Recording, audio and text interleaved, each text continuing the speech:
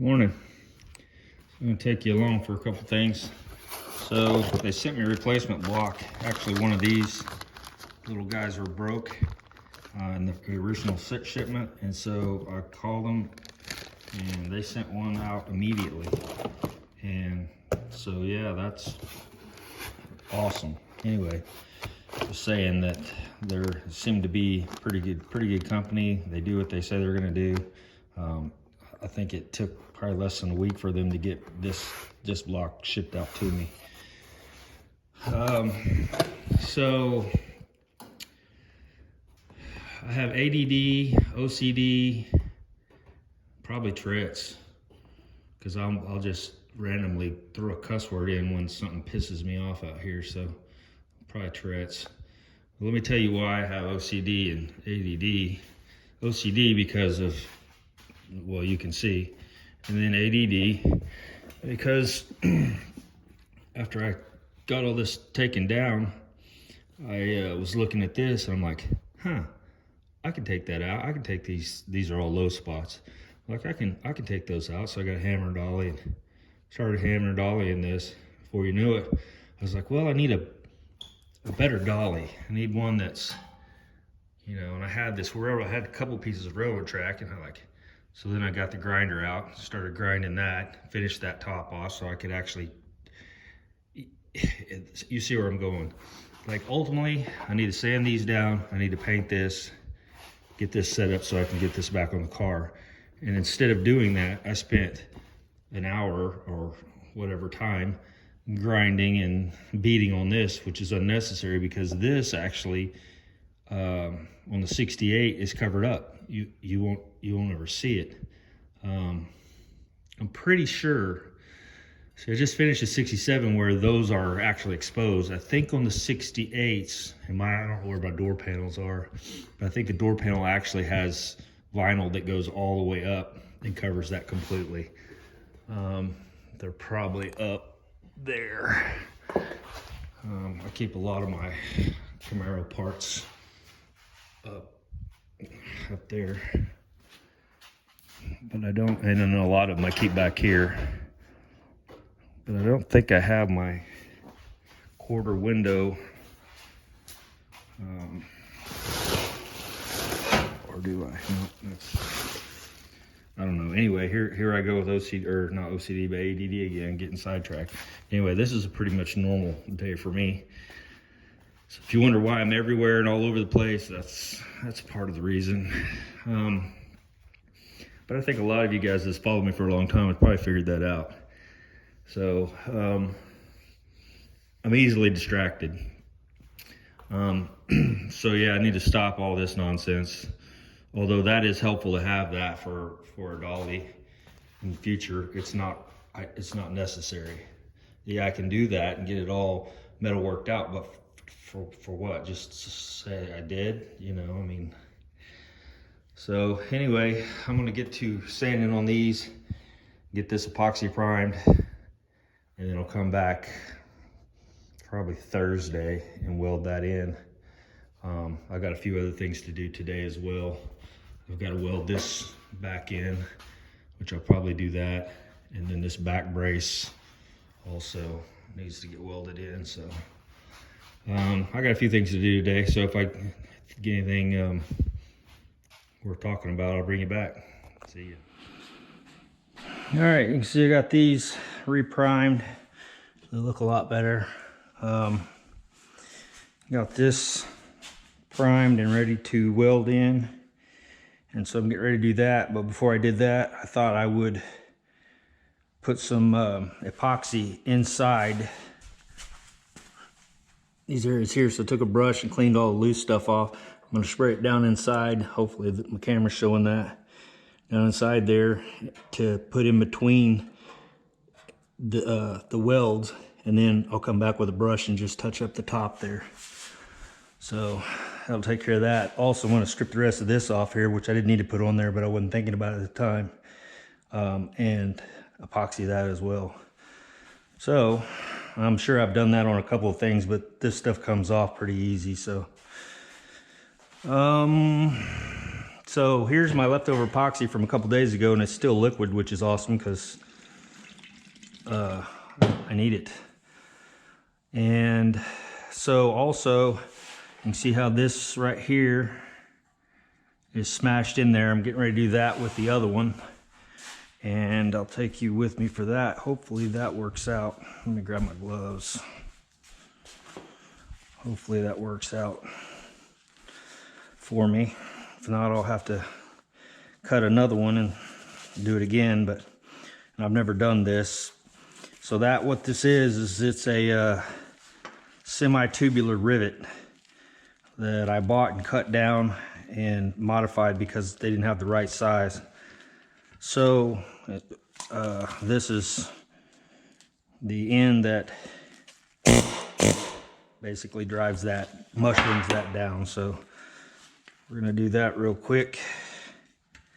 Get this on there where it's nice and flat. And then take this. Let's see what happens. Well, that's gonna be the first problem right there. It's not even gonna reach. So, so that's not gonna work.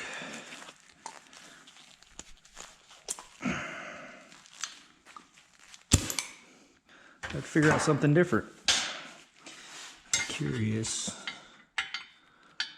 Yeah, I can do that. I'll just do that. Take a hammer and drive it down. Not really what I wanted to do, but that's what's gonna happen.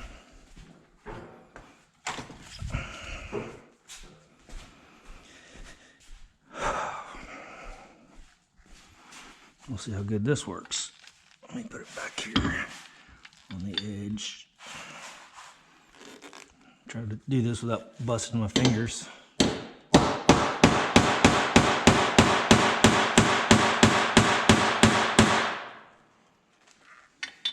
Oh yeah, good.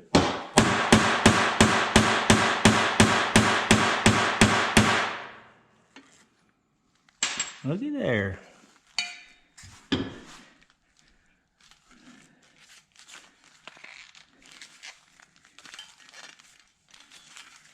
Booyah!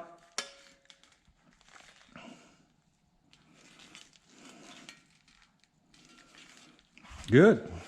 Love it. Love it when it works. There's those. I left these little welds on there so that I could place it back where it's supposed to be. I'll line up with the original spot welds, or plug, spot welds. And then this one goes on this side. And it'll come up. No, yes, no. I'm so confused. I think that's the other side. Wait. Yeah, that's right. So it'll go like this, and all those will line back up. I'm gonna have to planish that down because that's sticking up. But that'll put that back straight. Remember, I straightened this out. That was bent out like that. So I straightened all those flanges up. I'll line this back up like it's supposed to be. And then this little guy right here will actually come up and lock in with that once I get this all straightened out. For right now, and let's do this thing. And I don't want to get these, I just change those out. I'm gonna get epoxy all over them. So this is DeVilbiss DeCups. A lot of guys are using the 3M setup, which I haven't tried yet. It looks like that's still really pretty thin, so I'm gonna just go with not thinning it just to see what happens and see if it'll spray out like it's supposed to.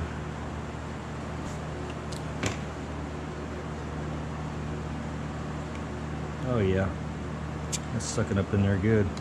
Well, this is what I do. You guys haven't seen me do this before, and it's just an added protection to me because I've actually done some tests on this stuff, and back in the past, And so to come back in your seams and run this down into the seams, because as you can see, that burns away to a degree. Hopefully you're seeing that. But so in between it burns away as well. So what I've done is tested this to where I run this epoxy down in there, then let it sit outside, and the ones that I put the epoxy back in seem to have done a lot better than the ones that I didn't. So kind of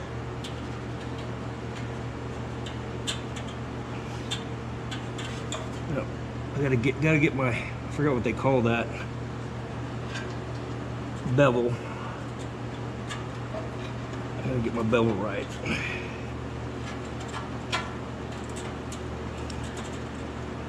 There we go.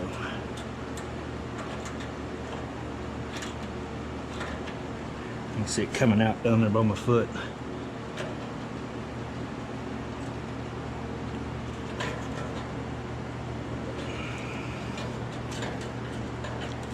Try to get down in there.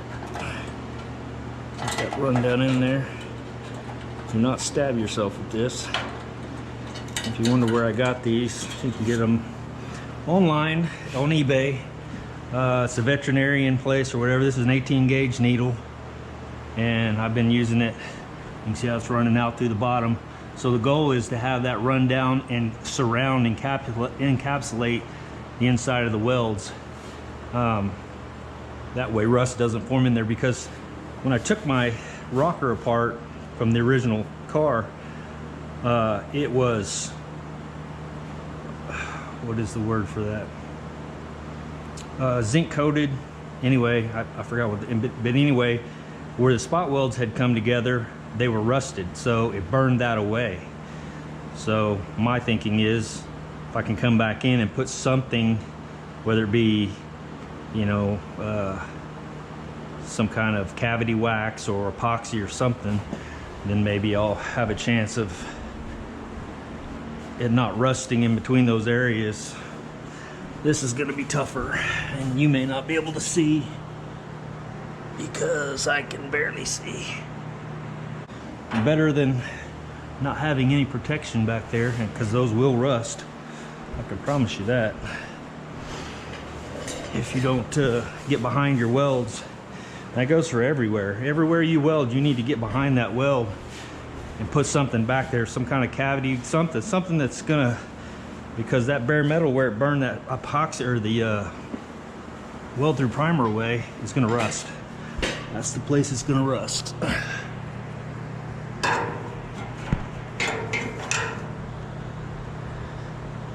Probably been better to dip this, but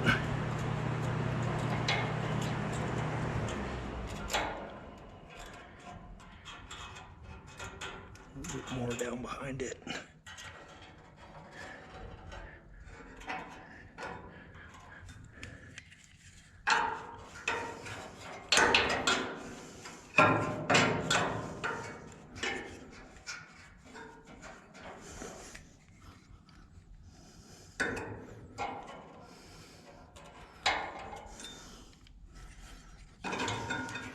I apologize if that's not showing that on camera. I'm just covering the back of those welds. And that's it. You can see a little bit of run out under there, which is good. So that will be that for now. Put this back down. Close this back up because I may need more of it as I go. And this stuff will last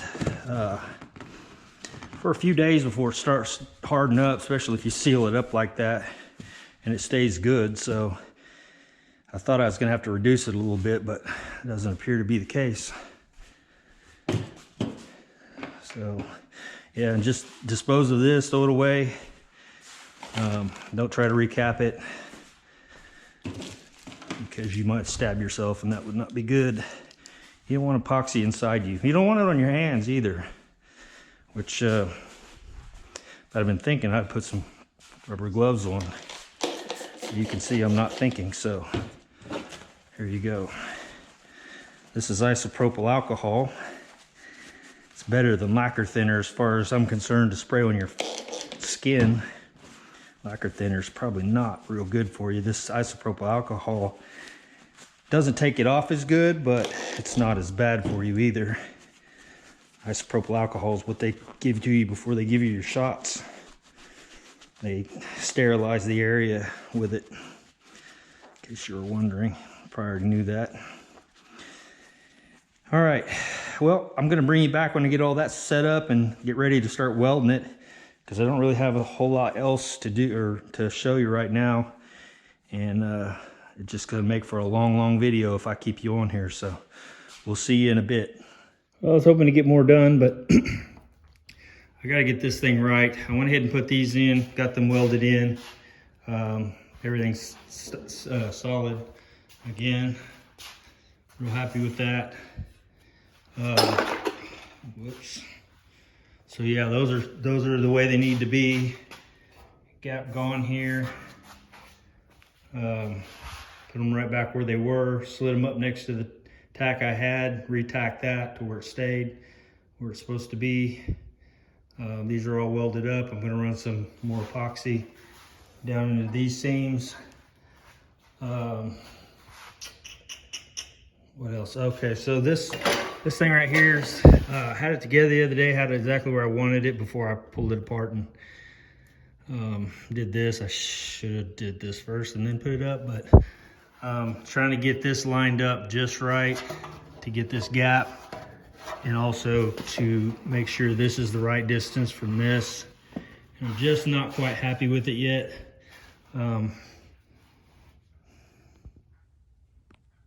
There. So it looks good, but it's just not quite. I need to get it just precisely where I want it, and then go ahead and weld it up, butt weld that. So I need a fairly small gap. Let me go to the other side.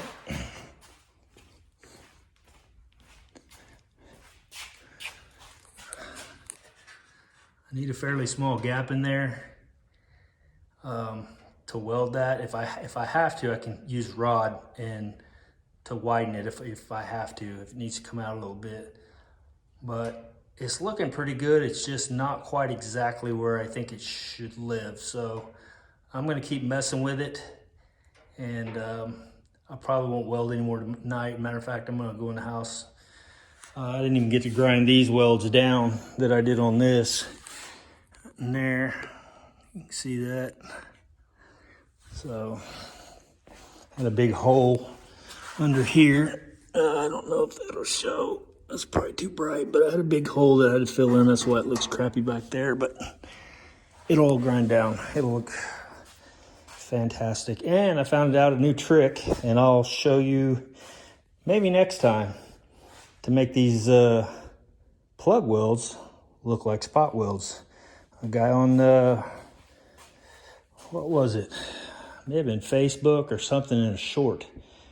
Did it, and it looked amazing. I was like, wow, that's pretty awesome. So I'll show you what he did, and we'll see how that works out for me.